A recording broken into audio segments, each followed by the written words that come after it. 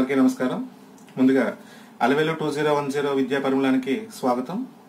ఈరోజు మన టాపిక్ ఏంటంటే AP intermediate second year Sanskrit. ఈ సెకండ్ ఇయర్ సంస్కృత్లో మనం ఈరోజు పొయిట్రీ నుండి విభీషణోపదేశ అనేటువంటి పాఠ్యాంశాన్ని మనం స్టార్ట్ చేసుకుందాం.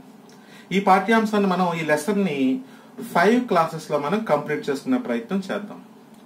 సూక్తి రత్నాన్ని అనే లెసన్ కూడా మనం 5 క్లాసెస్ లో మనం కంప్లీట్ చేసుకున్నాం. అదే విధంగా ఈ లెసన్ కూడా మనం 5 క్లాసెస్ లో మనం కంప్లీట్ చేసుకునే ప్రయత్నం చేద్దాం. ఇంకా విభీషణోపదేశ క్లాస్ 1 లోకి వెళ్ళిపోదాం. ఈరోజు క్లాస్ 1 లో చెప్పుకోబోయే ముఖ్యమైన విషయాల గురించి ముందుగా తెలుసుకుని తదుపరి క్లాస్లోకి వెళ్దాం. ఈ విభీషణోపదేశ అనేటువంటి పాఠ్యాంశం ద్వారా మనం తెలుసుకోవాల్సిన ముఖ్య విషయాలు ఏంటంటే ఈ రోజు ఈ క్లాస్ లో 1, ఈ విభీషణోపదేశ అనేటువంటి పాఠ్యాంశం పబ్లిక్ ఎగ్జామ్ కి ఎన్ని మార్కుల వెయిటేజ్ 1. ఇంకా రెండవది విభీషణోపదేశ పాఠ్యాంశం యొక్క కవి పరిచయం. 3, విభీషణోపదేశ అనేటువంటి పాఠ్యాంశం ద్వారా కవి మనకి అంతర్గతంగా చెప్పదలుచుకున్నటువంటి విషయం ఏమిటి. 4, విభీషణోపదేశ అనేటువంటి పాఠ్యాంశం యొక్క నేపథ్యం. ఈ 4 విషయాల గురించి క్లాస్ 1 ఈ రోజు మనం తెలుసుకునే ప్రయత్నం చేద్దాం. మొదటిగా విభీషణోపదేశ పాఠ్యాంశం పబ్లిక్ ఎగ్జామ్ కి ఎన్ని మార్కుల వెయిటేజ్ ఈ ఒక్క లెసన్ అని అడిగితే, ఈ ఒక్క లెసన్ కూడా నుంచి మనకి పబ్లిక్ ఎగ్జామ్ కి 12 మార్క్స్ వెయిటేజ్, 12 మార్కుల వెయిటేజ్ ఉంటుంది. ఈ ఒక్క లెసన్ విభీషణోపదేశ అనేటువంటి పాఠ్యాంశం మనం పూర్తిగా చదువుకున్నట్లయితే మనకి ఎన్ని మార్క్స్ వస్తాయంటే 12 మార్కులు వస్తాయి. మరి ఆ 12 మార్క్స్ ఏంటి అని అడిగితే, 1 6 మార్క్స్ కి ఎస్ఏ క్వశ్చన్, 6 మార్కుల వ్యాస రూప ప్రశ్న ఎస్ఏ క్వశ్చన్ రాయాలి. ఖచ్చితంగా ఎస్ఏ క్వశ్చన్ చదవాలి. రెండవది యాంటేషన్, సందర్భ సహిత వ్యాఖ్య, 3 మార్కులు. తదుపరి లఘు ప్రశ్నలు 2 మార్క్ క్వశ్చన్స్, ఒక ప్రశ్న వస్తుంది, అక్కడికి 11. నెక్స్ట్ లాస్ట్ గా 1 వర్డ్ ఆన్సర్స్, 1 మార్కు ప్రశ్నలు. సో టోటల్ గా మనకి ఎస్ఏ క్వశ్చన్ 6 మార్కులు, యాంటేషన్ 3 marks, 2 mark question 1, 1 word answer 1, పూర్తి టోటల్ గా మనకి 12 మార్క్స్ వెయిటేజ్. అంటే ఈ లెసన్ నుంచి మనం ఖచ్చితంగా చదవాల్సినవి ఏంటంటే ఎస్ఏ క్వశ్చన్స్ చదవాలి, యాంటేషన్స్ చదవాలి, 2 మార్క్ క్వశ్చన్స్ చదవాలి, 1 వర్డ్ ఆన్సర్ కూడా మనం చదవాలి. ఇవి చదివినట్లయితే మనం 12 మార్కుల దాకా తెచ్చుకునే అవకాశం ఉంటుంది. ఇది పాయింట్ 1. ఇంక రెండవది విభీషణోపదేశ పాఠ్యాంశం యొక్క కవి పరిచయం గురించి తెలుసుకుందాం. పాఠంలోకి వెళ్తే అసలు విభీషణోపదేశ అంటే ఏంటి? విభీషణుడి యొక్క ఉపదేశం. విభీషణుడు అని పేరు చెప్పగానే మనకు గుర్తొచ్చేది రామాయణం గుర్తొస్తుంది. రామాయణంలో రావణాసురుడి యొక్క సోదరుడు అని తెలుస్తుంది. రావణాసురుడు అని తెలియగానే మనకి రావణాసురుడు మనకి ఒక చెడ్డవాడుగా మనకి ముద్ర పడిపోయింది. సీతాదేవిని అపహరించినటువంటి వాడుగా, రాముడి చేతిలో మరణించినటువంటి వాడుగా, ఒక స్త్రీ వ్యామోహం ఉన్నటువంటి రాజుగా, ఒక చెడ్డ వ్యక్తిగా మనకి ముద్ర పడిపోయింది. అలాంటి రావణాసురుడు యొక్క సోదరుడు విభీషణుడు. ఆ విభీషణుడు రావణాసురుడికి తన సోదరుడికి ఉపదేశిస్తున్నాడట. ఏం ఉపదేశిస్తున్నాడు, ఏ సందర్భంలో ఉపదేశిస్తున్నాడు అనే విషయాలు తెలుసుకోవాలంటే మనం పాఠ్యాంశంలోకి వెళ్లాల్సింది.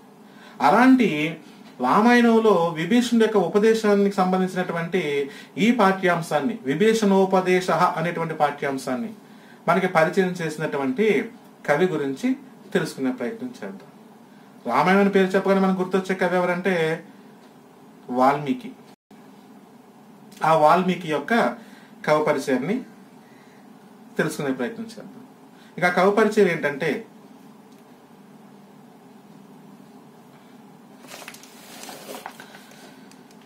సంస్కృత వాంగ్మయే ఆది కావ్యమితి ప్రసిద్ధం శ్రీమద్ రామాయణం మహర్షీణాం వాల్మీకీనాం విరచితం శ్రీమద్ రామాయణే అస్మిన్ కాండ సప్తాకం వర్తతే తథా చ.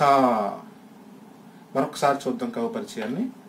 సంస్కృత వాంగ్మయే ఆది కావ్యమితి ప్రసిద్ధం శ్రీమద్ రామాయణం మహర్షీణా వాల్మీకీనాం విరచితం శ్రీమద్ రామాయణే అస్మిన్ కాండ సప్తకం తదా చ. బాలకాండః, అయోధ్యకాండః, అరణ్యకాండః, కిష్కింధకాండః, సుందరకాండః, యుద్ధకాండః. ఇంకా ఏడవది ఉత్తరకాండః. చతుర్వింశతి సహస్ర శ్లోకాత్మకే అస్మిన్ శ్రీరామస్య చరితం వర్ణితం అస్తి.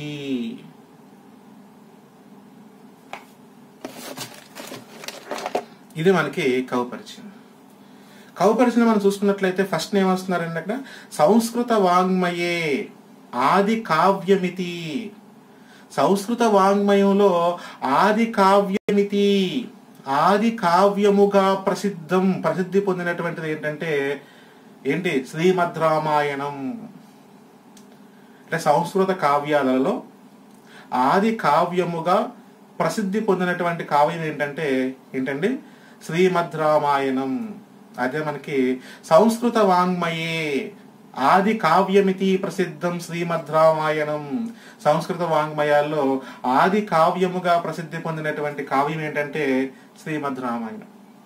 అంటే ఇప్పుడు మనం చెప్పుకునేటువంటి పాఠ్యాంశం కూడా ఏ పాఠ్యాంశం, విభీషణోపదేశ అనేటువంటి పాఠ్యాంశం కూడా దేని నుంచి గ్రహించబడింది అంటే రామాయణం నుంచే గ్రహించబడింది. మరి అలాంటి రామాయణాన్ని రచించిన కవి ఎవరట, మహర్షీనాం వాల్మీకీనాం విరచితం. మహర్షి అయినటువంటి వాల్మీకి మహర్షి చేత విరచితం రచించబడింది. అలాంటి ఆది కావ్యముగా పిలువబడుతున్నటువంటి సంస్కృత వాంగ్మయం రామాయణాన్ని ఎవరు రచించారటండి, వాల్మీకి మహర్షీనాం విరచితం. వాల్మీకి మహర్షి చేత రచింపబడింది. వాల్మీకి మహర్షి రచించాడు. వాల్మీకి అని పేరు ఎలా వచ్చిందంటే వల్మీకముల యొక్క పుట్ట నుంచి బయటకు వచ్చాడు కాబట్టి అతన్ని వాల్మీకి అని పిలిచారట. అతను బోయవాడుగా ఉన్నప్పుడు భగవత్ సాక్షాత్కారం కోసం అతను తపస్సు చేసినప్పుడు అతనికి చీమలు పుట్టలు పెట్టేస్తాయటండి.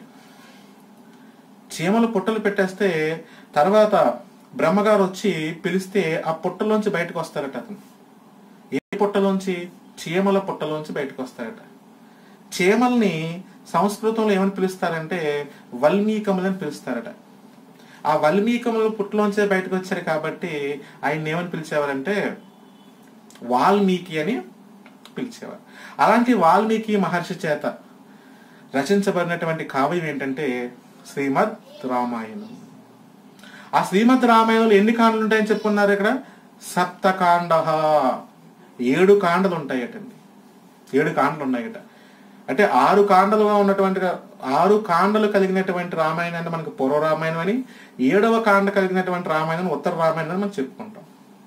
ఆ 7 కాండలు ఏంటంట, బాలకాండ, అయోధ్యకాండ, అరణ్యకాండ, కిష్కింధకాండ, సుందరకాండ, యుద్ధకాండ. ఇక్కడ దాకా పూర్వ రామాయణం. ఇంక 7వది ఏంటంటే ఉత్తరకాండ. రావణాసురుని చంపి సీతాదేవికి అగ్ని పరీక్ష పెట్టి సీతాదేవిని తీసుకొచ్చి అయోధ్యకు రాజయ్యేంత వరకు పూర్వ రామాయణం. తదుపరి సీతాదేవి నిండు గర్భిణితో ఉన్నప్పుడు మరలా అరణ్యాల్లో వదిలేయటం అనేటువంటి ప్రక్రియ ఏదైతే ఉందో అది ఏ కాండ కంటే ఉత్తర రామాయణానికి సంబంధించింది. అది ఉత్తరకాండ. మనకు కూడా చాలా వరకు రామాయణాల్లో ఈ 6 కాండాల రామాయణమే మనకి ఎక్కువగా మనకి ప్రసిద్ధి పొందింది ఉత్తరకాండ కంటే కూడా. సరే, ఏదేమైనప్పటికీ ఈ ఆది కావ్యంగా పిలువబడుతున్నటువంటి ఈ సంస్కృత వాంగ్మయంగా ఉన్నటువంటి రామాయణం ఎన్ని కాండలు అండి, సప్తకాండ, 7 కాండలు. ఆ 7 కాండల్లో ప్రస్తుతం మనం చెప్పుకునేటువంటి పాఠ్యాంశం. ఏ పాఠ్యాంశం? విభీషణోపదేశ అనేటువంటి పాఠ్యాంశం ఏ కాండకి సంబంధించిందంటే యుద్ధకాండాత్ స్వీకృత. యుద్ధకాండ నుంచి స్వీకరించబడినటువంటిదే ప్రస్తుతం అని చెప్పుకునేటువంటి పాఠ్యాంశం. 24,000 శ్లోక, 24,000 శ్లోకాలతో రచించబడినటువంటి గొప్ప కావ్యం ఏంటంటే శ్రీమద్ రామాయణం. అలాంటి శ్రీమద్ రామాయణంలో యుద్ధకాండాత్ స్వీకృత, యుద్ధకాండ నుంచి స్వీకరించబడినటువంటిదే ప్రస్తుత పాఠ్యాంశం. ఎందుకంటే మనం యాంటేషన్స్ రాసేటప్పుడు కానీ, ఎస్ఏ క్వశ్చన్ ఆన్సర్స్ రాసేటప్పుడు కానీ కవి పరిచయం రాయమన్నప్పుడు, ఇప్పుడు యాంటేషన్స్ కి కవి పరిచయం రాయాలనుకోండి మనం ఈజీగా రాయొచ్చు. కవి వాల్మీకి మహర్షి, పాఠం విభీషణోపదేశ, గ్రంథం ఏ గ్రంథం నుంచి స్వీకరించబడిందండి? రామాయణం, శ్రీమద్ రామాయణం అని రాయొచ్చు. కొంచెం కష్టంగా ఉందనుకుంటే కనుక రామాయణం. మరి దేని నుంచి? రామాయణే యుద్ధకాండాత్ స్వీకృత, యుద్ధకాండ నుంచి స్వీకరించబడింది. సో మనకి ఈ విషయాలు ఖచ్చితంగా గుర్తుంచుకున్నట్లయితే ఇటు ఎస్ఏ క్వశ్చన్ కవి పరిచయం రాయడానికి, ఇటు యాంటేషన్స్ రాసేటప్పుడు కవి పరిచయం రాయడానికి మనకి చక్కగా ఉపయోగపడుతుంది. కవి పేరు, పాఠం పేరు చెప్పగానే మనకి కవి పేరు గుర్తు రావాలి, గ్రంథం గుర్తు రావాలి, దాని మూలం గుర్తు రావాలి, దేని నుంచి స్వీకరించాలో గుర్తు రావాలి. మరి రామాయణం అనగానే ఇప్పుడు విభీషణోపదేశం నుంచి ఏ యాంటేషన్ ఇచ్చారనుకోండి, కవి పరిచయం రాస్తాం కవి వాల్మీకి, పాఠం విభీషణోపదేశ, గ్రంథం రామాయణం, యుద్ధకాండ స్వీకృతం. ఇది కవి పరిచయం. ఇంక ఈ పాఠం ద్వారా మనకి కవి ఏం చెప్పాలనుకుంటున్నాడు అనేటువంటి అంతర్గత విషయాలను తెలుసుకుని తదుపరి నేపథ్యానికి వెళ్దాం. ఈ విభీషణోపదేశ అనేటువంటి పాఠం ద్వారా కవి మనకి ఏం చెప్పాలనుకుంటున్నాడంటే, ఒకటి, ఒక రాజు దగ్గర పనిచేసేటప్పుడు కానీ, ఒక యజమాని దగ్గర పనిచేసేటప్పుడు కానీ మనం ఎప్పుడు కూడా నిరంతరం ఆ యజమాని యొక్క హితాన్ని గురించే మనం ఆలోచన చెయ్యాలి. ఆ రాజు బాగుండటం కోసమే మనం ఆలోచన చెయ్యాలి. ఎప్పుడు కూడా ఆ రాజు బాగుండటం కోసం, ఆ రాజ్యం బాగుండటం కోసమే మన ఆలోచనలు ఉండాలి. రెండు, ఒకవేళ రాజు గాని యజమాని గాని ఎప్పుడైనా అధర్మంగా ప్రవర్తించినటువంటి సందర్భాలు మనకు కనిపిస్తున్నట్లయితే, దానివల్ల రాజ్యం కానీ సంస్థ కానీ నాశనం అయిపోయేటువంటి పరిస్థితులు దారితీస్తాయి అని మనకు తెలిసినప్పుడు ఖచ్చితంగా దానిని మనం ఖండించి తీరాలి అనేటువంటి రెండో విషయాన్ని. ఇక మూడవది, సజ్జనులు దుర్జనులతో సావాసం చేసినప్పటికీ కూడా వాళ్ళకున్న సంస్కారాలని కోల్పోరు అని చెప్పడం. కోకిల కాకి పిల్లల మధ్య పెరుగుతుంది. కోకిల చిన్నపిల్లగా ఉన్నప్పుడు కోకిల ఏం చేస్తుందంటే కాకి పిల్లల మధ్యన పెట్టేస్తుందట. పెట్టేసినప్పుడు కాకి కూడా కాకి పిల్లల మధ్య పెరుగుతుంటుంది. కానీ కోకిల తన ఉనికిని కోల్పోదు, తనకున్న సంస్కారాలను కోల్పోదు. అలాగే సజ్జనుడు కూడా దుర్జనుడితో సావాసం చేసినప్పటికీ తనకున్న సంస్కారాలు ఏమీ కూడా కొంచెం కూడా కోల్పోడు అనేటువంటి విషయాన్ని కూడా మనకి ఈ పాఠం ద్వారా కవి చెప్పాలనుకుంటున్నాడు. ఇంకా మూడవది, మూర్ఖుల్ని మనం మంచి మాటలతో ఎప్పుడు కూడా మార్చే ప్రయత్నం చెయ్యలేము.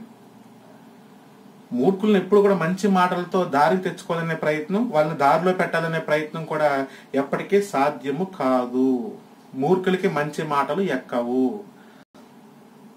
అది ఎవరైనా సరే అనేటువంటి విషయాల్ని, ఈ మూడు విషయాల్ని కూడా కవి మనకి ఈ పాఠం ద్వారా చెప్పాలనుకుంటున్నాడు. ఏ పాఠం ద్వారా? విభీషణోపదేశ అనేటువంటి పాఠం ద్వారా విభీషణుడు ద్వారా మనకి ఈ విషయాలు తెలుస్తాయి.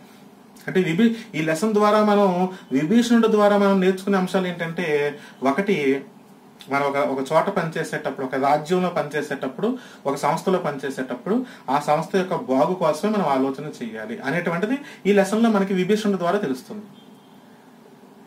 రెండు, మన దుర్జనులతో సావాసం చేస్తున్నప్పటికీ కూడా మన సజ్జనుడు దుర్జనులతో సావాసం చేస్తున్నప్పుడు కూడా తన ఉనికిని, తన సంస్కారాన్ని ఎక్కడ కూడా కోల్పోడు అనే విషయాన్ని ఈ పాఠం ద్వారా నేర్చుకోవచ్చు. ఇంకా 3, మూర్ఖుల్ని మంచి మాటలతో మనం దారిలోకి పెట్టలేము అనేటువంటి విషయాన్ని కూడా మనకి ఈ పాఠం ద్వారా, విభీషణోపదేశం అనేటువంటి పాఠం ద్వారా వాల్మీకి మహర్షి మనకి అంతర్గతంగా చెప్పాలనుకున్న విషయం. ఇంకా 4వది ఈ పాఠం యొక్క నేపథ్యం. ఇంకా నేపథ్యం ఏంటంటే, వాల్మీకి రాసినటువంటి 7 కాండల్లో రామాయణంలో మనకి అరణ్యకాండలో రావణాసురుడు సీతాదేవిని ఎత్తుకుపోయిన తర్వాత, అపహరించుకుని వెళ్ళిపోయిన తర్వాత రాముడు లక్ష్మణుడు ఇద్దరు కూడా సీతాన్వేషణ విషయంలో కిష్కిందకు చేరటం, కిష్కిందలో ఎవరిని, సుగ్రీవుని చేరటం, సుగ్రీవుడితో మిత్రత్వాన్ని ఏర్పరచుకోవటం, సుగ్రీవుడి యొక్క కష్టాలని, అప్పటికే సుగ్రీవుడు తన సోదరుడితో విభేదంతో ఉండటం, ఆ సోదరుడితో ఉన్నటువంటి విభేదాలని తొలగించటం, వాలిని చంపి సుగ్రీవుని కిష్కిందకి రాజును చేయటం, ఆ తదుపరి సీతాన్వేషణ విషయంలో వానర సైన్యం అంతా కూడా అన్ని దిక్కుల వైపు వెతకటం, ఆ ప్రక్రియలో భాగంగా హనుమంతుడు చాలా సుందరంగా లంకా నగరానికి వెళ్ళటం, సూక్ష్మ రూపంలో లంకా నగరంలో సీతాన్వేషణ చేయటం, సీతాన్వేషణ విషయంలో సీతాదేవిని గుర్తించటం, తదుపరి లంకా దహనానికి కారకుడవటం, ఆ లంకా దహనానికి కారకుడైన తర్వాత మళ్ళా ఆ రావణాసుని హెచ్చరించి సీతాదేవి యొక్క జాడని రాముడికి తెలియచేసిన తర్వాత, సీతాదేవి యొక్క జాడ తెలిసిన తర్వాత రాముడు రావణాసుడితో యుద్ధానికి సిద్ధమవ్వటం. అలాంటి ప్రక్రియలో అలాంటి స్థితిలో లంకా ఒక పక్కన సముద్రానికి యువతల రాముడు వానర సైన్యంతో సీతాదేవిని తెచ్చుకోవడానికి రావణాసుడితో యుద్ధ సన్నాహాలు జరుగుతున్నాయి. ఇక్కడ లంకా నగరంలో ఒక వానరుడు ఒక సూక్ష్మ రూపంలో వచ్చి లంక యొక్క దహనానికి కారకుడయ్యాడు. లంక యొక్క ఆర్థిక నష్టాన్ని కలిగించేటువంటి చాలా విపరీతమైన ఆర్థిక నష్టాన్ని కలిగించాడు. దానికోసం ఆ వానరుని చంపేద్దాం, ఆ రాముని చంపేద్దాం అనేటువంటి విధంగా ఇక్కడ సమావేశం జరుగుతుంది. చాలా ఆవేశంగా, చాలా కోపంతో ఎవడో ఒక వానరుడు సూక్ష్మ రూపంలో వచ్చి సీతాదేవి యొక్క జాడ కోసం వచ్చి లంకా దహనానికి కారకుడయ్యాడు. అలాంటి వానరాన్ని మనం బతికి ఉండనివ్వకూడదు. ఆ వానరానికి రావడానికి ఇక్కడ కారకుడు ఎవడు? రాముడు కూడా చంపేద్దాం అని కోపావేశంలో ఒక సమావేశం జరుగుతుంది. ఎక్కడ? లంకా నగరంలో. రావణాసుడితో పాటు మంత్రులు, అలాగే సేనాధిపతులు, యుద్ధ వీరులు అందరూ కూడా చాలా ఆవేశంతో, కోపావేశంతో సమావేశం జరుగుతుంది. ఆ సమావేశంలో రావణాసుడి యొక్క సోదరుడు విభీషణుడు కూడా అక్కడ ఉన్నాడు. ఒక్కొక్క భటుడు, ఒక్కొక్క మంత్రి, ఒక్కొక్క సేనాధిపతి, ఒక్కొక్క వీరుడు ఏమని మాట్లాడుతున్నారంటే, ఆ రాముని చంపేస్తాను, ఒక చేతితో చంపేస్తాను, నా చంకలో పెట్టి నలిపేస్తాను, ఒక బాణంతో తల తీసేస్తాను, వానరాలన్నింటినీ కూడా నాశనం చేసేస్తాను. ఇలాగా రావణాసురుని యొక్క మరింత రెచ్చగొట్టేటువంటి విధంగా చాలా కోపావేశంగా జరుగుతుంది. అలాంటి సందర్భంలో విభీషణుడు లేచి ఆ సమావేశాన్ని, రాముణ్ణి, వానరాల్ని చంపేద్దాం అని ఆవేశపూరితమైన నిర్ణయాలు తీసుకుంటున్నటువంటి సమయంలో విభీషణుడు వాళ్ళు తీసుకున్న నిర్ణయము, వాళ్ళ యొక్క ఆవేశము సరైనది కాదు అని తను రావణాసురుడికి హితబోధ చేయాలనుకున్నాడు. ఎందుకంటే మిగిలినటువంటి సైన్యం అంతా కూడా రావణాసురుని రెచ్చగొట్టే ప్రయత్నం చేస్తుంది. ఆ ప్రయత్నం చేయటం వల్ల ఏమవుతుందంటే తదుపరి కాలంలో లంకా నగరం నాశనం అయిపోతుంది. కాబట్టి ఇప్పుడు దాన్ని మనం ఆపాలి, రావణాసుడికి మనం హితబోధ చెయ్యాలి. ఎందుకంటే రావణాసుడు ఒక పక్కన నా సోదరుడు అయినప్పటికీ నేను అతని రాజు దగ్గర నేను పనిచేస్తున్నాను కాబట్టి ఈ రాజ్యం యొక్క హితాన్ని గురించి నేను ఆలోచించాలని చెప్పి విభీషణుడు లెగిసి అక్కడ ఉన్నటువంటి సైన్యాన్ని, రాక్షస సైన్యాన్ని అంతటినీ కూడా కాసేపు ఆగండి, నా అభిప్రాయం కూడా చెప్తాను, విన్న తర్వాత మీరు మాట్లాడండి అని చెప్పి రావణాసురుడితో విభీషణుడు తన ఉపదేశాన్ని చెప్పే ప్రయత్నం చేస్తాడు. అసలు ఏం చెప్పాడు, ఏ విధంగా మాట్లాడుతున్నాడు అనేటువంటిది తెలుసుకోవాలంటే మనం లెసన్లోకి వెళ్లాల్సింది. ఇది పాఠ్యభాగం యొక్క నేపథ్యం. మరి విభీషణుడు ఏ విధంగా మాట్లాడాడు అనేటువంటి విషయాన్ని మనం క్లాస్ 2 రేపటి కాలాంశంలో చెప్పుకునే ప్రయత్నం చేద్దాం. ఈ రోజు కాలాంశంలో మనం చెప్పుకున్నటువంటి అంశాలు మార్క్స్ వెయిటేజ్ చెప్పుకున్నాం, కవి పరిచయం గురించి చెప్పుకున్నాం, కవి యొక్క ఆంతర్యాన్ని చెప్పుకున్నాం, నేపథ్యాన్ని చెప్పుకున్నాం. ఈ 4 అంశాలు కూడా మీకు చక్కగా అర్థమయ్యాయి అని అనుకుంటున్నాను. ఒకవేళ ఎవరికైనా ఏమైనా డౌట్స్ ఉన్నట్లయితే కామెంట్ రూపంలో తెలియజేసినట్లయితే మరలా వివరించే ప్రయత్నం చేస్తాను. విభీషణుడు రావణాసుడికి ఏ విధంగా ఉపదేశం చేశాడు అనేటువంటి అంశం గురించి రేపటి కాలాంశంలో చెప్పుకునే ప్రయత్నం చేద్దాం. ఇక్కడితో సంపూర్ణ చేసుకుందాం. సెలవు. Thank you so much.